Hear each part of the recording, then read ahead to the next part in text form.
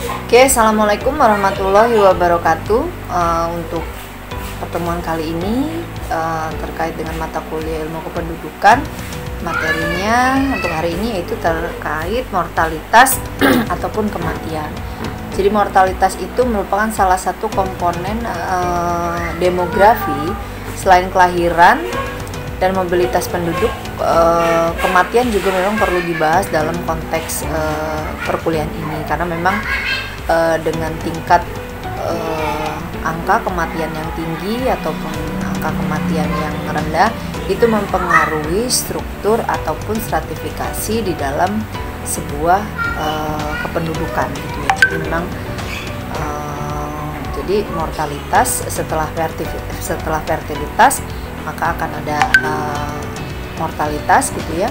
Jadi memang kalau konsep mati ini sendiri itu ada 3, yaitu lahir mati, kemudian lahir hidup gitu ya. Jadi ada 3 memang. Kemudian menurut WHO mati itu adalah keadaan menghilangkan semua tanda-tanda kehidupan secara permanen yang dapat terjadi setiap saat setelah kelahiran hidup gitu ya. Jadi bisa saja baru lahir kemudian tiba-tiba mati gitu ya, meninggal lah artinya gitu. Nah kemudian ada juga ukuran kematian. Ukuran kematian itu sendiri adalah suatu angka indeks yang dipakai sebagai dasar untuk menentukan naik turunnya net kematian suatu penduduk. Jadi memang angka kematian ini memang kita perlu memiliki data ini agar kita tahu sebenarnya tingkat kematian angka tingkat kematian di daerah atau di suatu wilayah itu tinggi, itu kenapa gitu ya. Jadi memang kemudian kita pelajari gitu ya, ataupun nanti pemerintah mengambil sikap apa sih faktor yang meningkatkan tingkat kematian di dalam suatu wilayah itu tinggi gitu. Nah itu adalah artinya akan ada kebijakan yang diambil gitu ya. Ini adalah istilah-istilah terkait morbiditas. Morbiditas itu sendiri penyakit, kesakitan, penyimpanan dari keadaan normal yang biasanya dibatasi oleh kesehatan fisik dan mental. Nah, jadi kemudian ada juga peristiwa kematian yang terjadi sebelum kelahiran, yaitu di dalam lahir yang disebut intrauterin.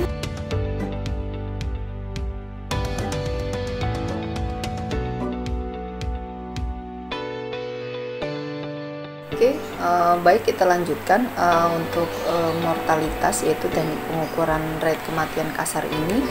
Ada ketika kita menghitung angka kematian kasar ini sebenarnya ada keuntungannya gitu loh. Jadi kita sebagai yang melakukan analisis, kita mampu mendeskripsikan kondisi kematian kasar keseluruhan penduduk suatu wilayah ya. Kemudian maknanya juga kematian kasar ini dapat dipahami dengan mudah oleh masyarakat gitu ya. Kemudian proses perhitungannya mudah, cepat, dan data yang dibutuhkan minimal gitu ya. Kemudian memberikan gambaran pendahuluan tentang tingkat kemampuan kecenderungan kematian gitu.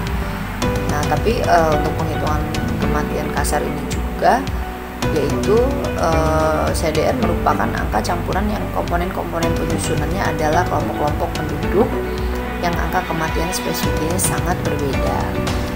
Angka kematian kasar juga dipengaruhi oleh distribusi penduduk menurut kelompok gitu ya. Ini rate kematian khusus menurut umur gitu ya. Kalau untuk menurut umur itu jumlah penduduk kelompok umur X dibagi dengan pada kelompok umur bagi tahun tertentu, kemudian dibagi jumlah penduduknya semua gitu ya. Oke, kemudian kita bicara terkait abortus. Jadi kalau abortus ini adalah kematian janin yang umumnya terjadi sebelum 20 minggu sampai 28 minggu. Abortus dibagi 2 golongan, yaitu pengguguran yang dilakukan secara sengaja, kemudian abortus spontan ataupun yang disebut keguguran dan dia tidak sengaja.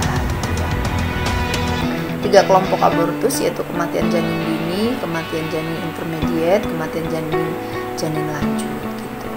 Nah, kematian ekstrauterin yang di luar rahim itu biasanya kematian prematur dengan neonatal dan uniatal yang disebut kematian setelah lahir hidup hingga umur 28 hari sampai 368 hari. Nah, itu disebut dengan kematian ekstrauterin. Oke, kalau untuk rate kematian bayi itu penghitungannya jumlah penduduk di bawah umur 1 tahun dalam waktu tertentu dibagi dengan jumlah kelahiran dikali 1000.